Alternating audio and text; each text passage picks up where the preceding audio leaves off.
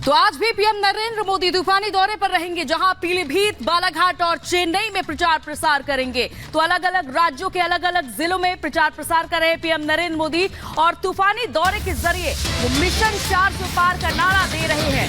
तो ये टारगेट है जो पीएम नरेंद्र मोदी ने बनाया है और देखना होगा कि और इस बीच ये बड़ी खबर सामने आ रही है। दरअसल उत्तराखंड एसटीएफ को बड़ी कामयाबी मिली है। ये बड़ी खबर, बाबा तरसेम हत्यारा एनकाउंटर में ढेर कर दिया गया है। अमरजीत सिंह का साथी फरार है, तलाश अभी भी जारी है। तो उत्तराखंड एसटीएफ को ये बड़ी कामयाबी हाथ लगी है, जहां ये देखिए ये तरसेम सिंह है जिनकी हत्या कर दी गई थी अल सुबह, और उसके बाद हत्यारों की तलाश लगातार जारी थी। अमरजीत सिंह का उसको ढेर कर दिया गया है। देखिए ये किस तरह से गुरुद्वारे में दो बदमाश आते हैं और हत्या करके वहां से फरार हो जाते हैं। यूपी एसटीएफ उत्तराखंड एसटीएफ लगातार उन हत्यारों की तलाश कर रही थी और अमरजीत सिंह का साथी अभी फरार बताया जा रहा है और एक हत्यारा फिलहाल एनकाउंटर में ढेर किया जा चुका है। ये बड़ी कामयाबी हाथ लग रही है और तलाश अभी भी दूसरे आरोपी की जारी है। जिस तरह से वारदात को अंजाम देकर ये दो आरोपी निकले थे और उसके बाद से लगातार उत्तराखंड के एसटीएफ की ओर से तलाशी की जा रही थी।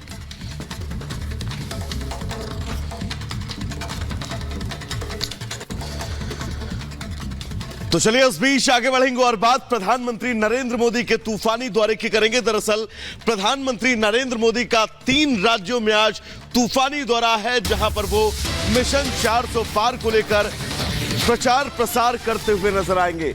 3 राज्य जहां पर प्रधानमंत्री नरेंद्र मोदी का दौरा, उत्तर प्रदेश के पीलीभीत में प्रधानमंत्री नरेंद्र मोदी प्रचार प्रसार करेंगे। चेन्नई में भी प्रधानमंत्री नरेंद्र मोदी का रोड शो होना है, यानी कि 3 राज्यों और 3 राज्यों के जरिए बीजेपी जिस मिशन को लेकर इस बार चल रही है, उस मिशन में हर वो मुमकिन कोशिश की जाएगी कि कैसे इस मिशन तक पहुंचा जा सके। और इसी के चलते आज 3 राज्य जहां पर प्रधानमंत्री नरेंद्र मोदी प्रचार करते हुए नजर आएंगे, उत्तर प्रदेश का पीलीभीत और चेन्नई में प्रधानमंत्री का रोड शो और मध्य प्रदेश के बालाघाट में भी प्रधानमंत्री नरेंद्र मोदी की रैली। तो वहीं 2 तस्वीरें हम आपको दिखा दें। एक तरफ जहां प्रधानमंत्री ताबड़तोड़ चुनावी प्रचार करते हुए नजर आएंगे, तो वहीं असम के दौरे पर हैं गृह मंत्री अमित शाह, जहां पर वो तमाम चुनावी कार्यक्रमों में शिरकत करने वाले हैं। 2 तस्वीरें, ताबड़तोड़ रैली, ताबड़तोड़ प्रचार और हर वो मुमकिन कोशिश कि कैसे उस मिशन तक पहुंचा जा सके जिस मिशन को बीजेपी ने इस बार तय किया है। 4 जून को 400 पार ये लक्ष्य बीजेपी का है कि एनडीए को इस बार 400 के पार तक ले जाना है और यही वजह है कि हर वो मुमकिन कोशिश की जा रही है ताबड़तोड़ प्रचार के जरिए इस मिशन को पूरा किया जाए।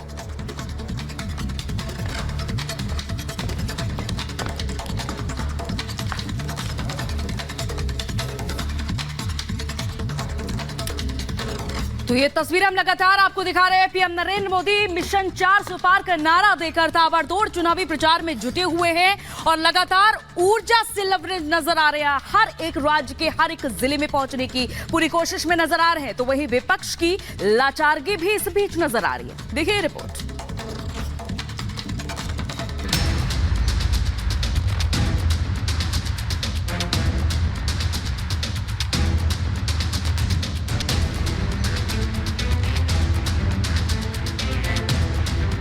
तूफानी प्रचार, विपक्ष पर वार।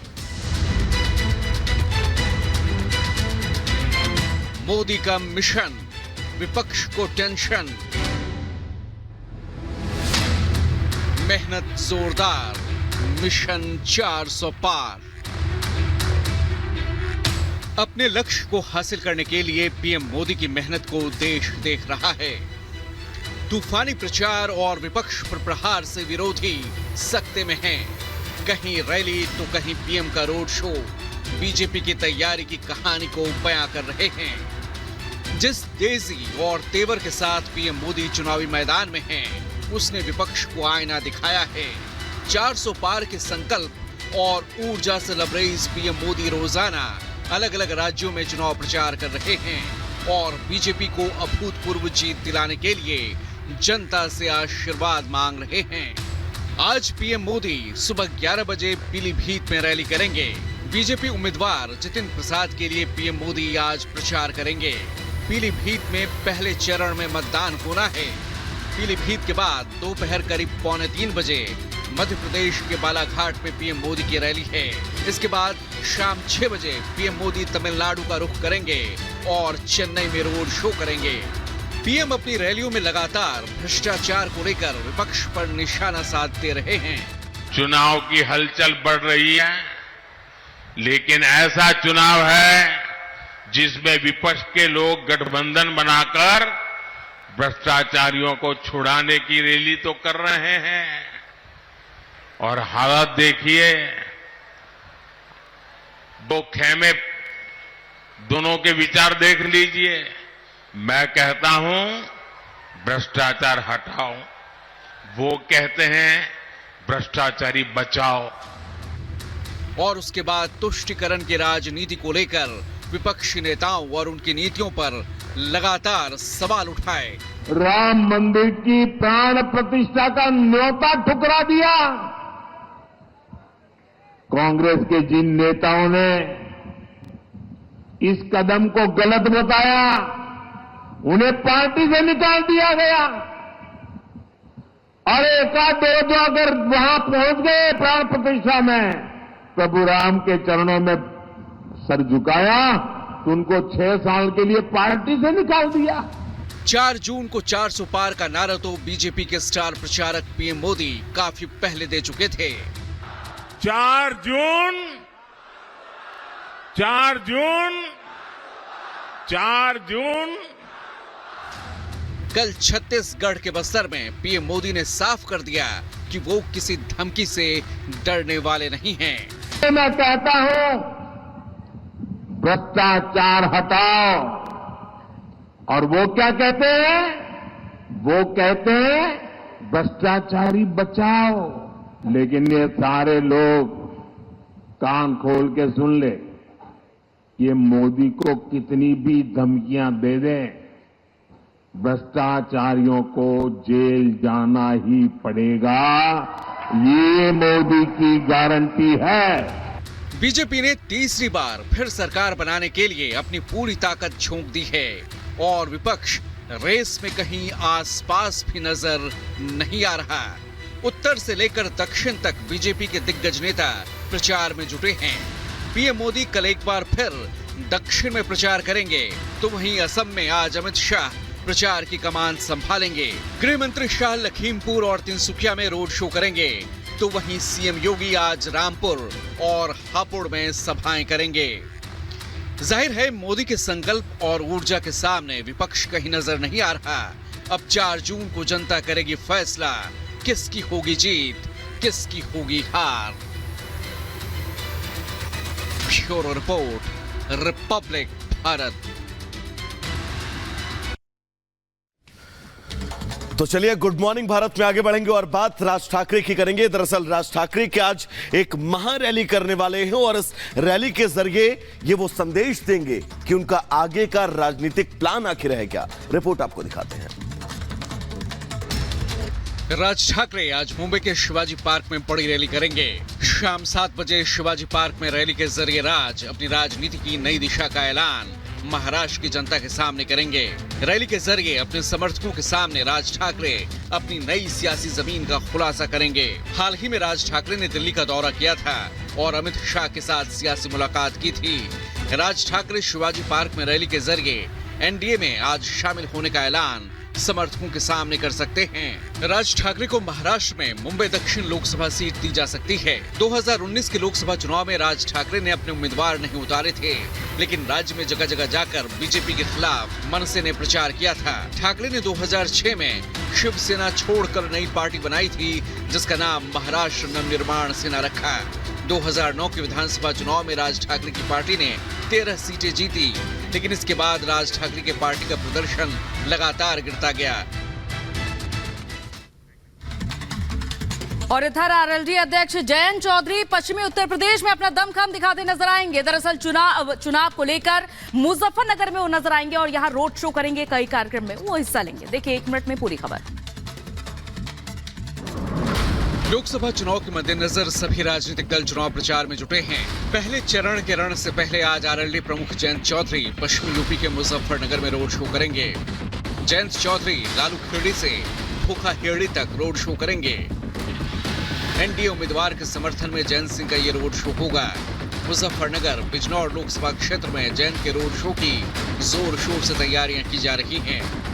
रोड शो के अलावा जयंत चौधरी आज अलग अलग गांवों में शक्ति रथ यात्रा के माध्यम से जनता के बीच जाकर उनसे संवाद करेंगे।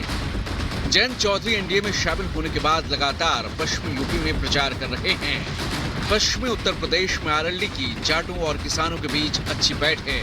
चौधरी चरण सिंह को भारत रत्न सम्मान दिए जाने के बाद जयंत चौधरी एनडीए में शामिल हुए थे और मेरठ में पीएम मोदी के साथ भी मंच साझा किया था। Bureau report, Republic Bharat. तो चलिए आगे बढ़ेंगे, जहां पर महाविकास अघाड़ी में मनभेद और मनमुटाव के बीच आज साझा प्रेस कॉन्फ्रेंस है, जिस पर सबकी नजरें टिकी हुई हैं। रिपोर्ट आपको दिखाते हैं। महाराष्ट्र में महाविकास अघाड़ी में कई सीटों पर पेंच फंसा है। सीट शेयरिंग को लेकर आज इंडिया गठबंधन की तरफ से एक प्रेस कॉन्फ्रेंस का आयोजन किया जाएगा।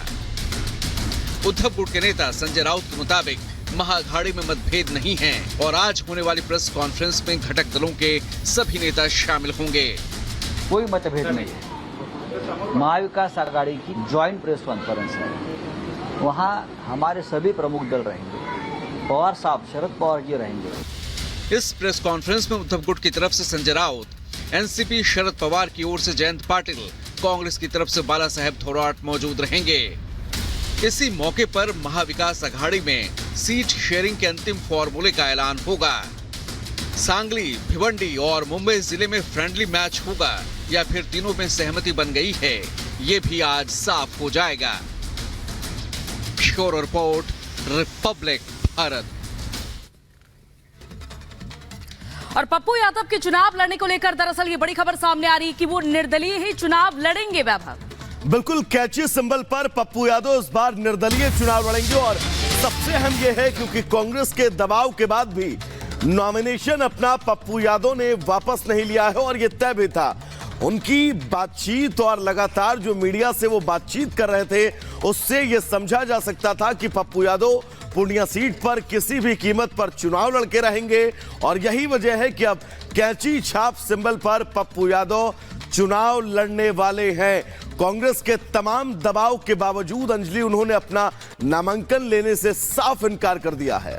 तो उन्होंने कहा है कि अब वो यहीं से चुनाव लड़ेंगे और दो तस्वीरें आपके सामने। पप्पू यादव को कैची सिंबल मिल चुका है निर्दलीय चुनाव लड़ने के लिए, तो दूसरी तरफ है आरजेडी की तरफ से बीमा भारती, यानी कि जो पप्पू यादव जिन्होंने कांग्रेस का दामन थामा था कि उनको उम्मीदें थी कि उन्हें पूर्णिया सीट से टिकट मिल जाएगा, लेकिन जब उम्मीदों पर पानी फिरता है तो उन्होंने यहां पर अब ठान लिया है कि वो निर्दलीय ही चुनाव लड़ेंगे।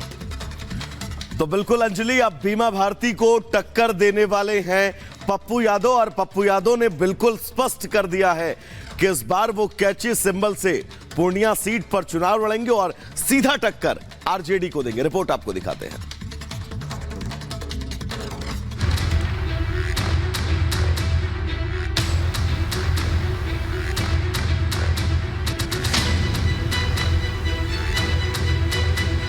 पूर्णिया सीट से पप्पू यादव चुनाव लड़ेंगे, अब ये साफ हो गया है। नामांकन वापस लेने की आखिरी तारीख तक पप्पू यादव ने कांग्रेस के दबाव के बावजूद चुनाव से अपना नाम वापस नहीं लिया और साफ कर दिया कि वो पूर्णिया सीट किसी भी हालत में नहीं छोड़ेंगे। हाल ही में कांग्रेस का दामन थामने वाले पप्पू यादव को चुनाव आयोग ने बतौर निर्दलीय उम्मीदवार कैंची सिंबल दिया है। पप्पू यादव अब कैंची सिंबल के साथ चुनाव मैदान में ताल ठोकेंगे। सिंबल मिलने के बाद पप्पू यादव ने सोशल मीडिया एक्स पर लिखा, पूर्णिया के सम्मान में पप्पू मैदान में।